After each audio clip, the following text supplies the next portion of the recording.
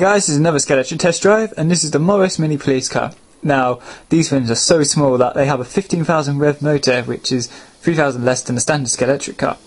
But that's not going to be a problem. It's so small that it has to be direct drive, and it's got quite a powerful magnet in it, so I've got high hopes for this car. This thing is amazing. It's got the working light.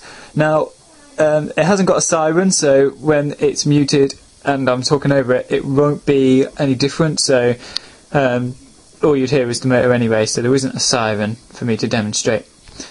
Okay, let's get to it.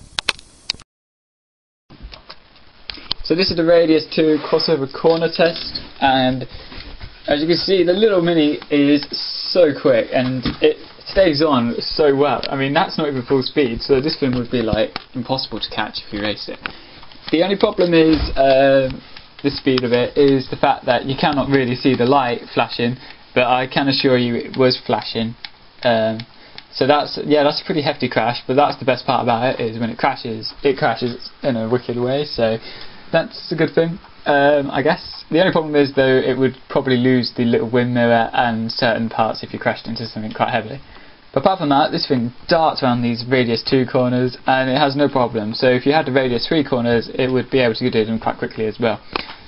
So I'm quite chuffed with how this car turns out, and because it's so short, the fishtailing is little, but sometimes it's just enough to take out the car like you just saw. So having a look at the Radius 1 corners now, this is going to be interesting because the speed of this car is really, it's not suitable to go into the corners full speed with this car because it just flies off. But apart from that, it's just really fun to drive this car. I like this car very much, and I might be tempted to get one myself, but we'll see how it goes. We're just looking, it didn't really struggle at all through the corners.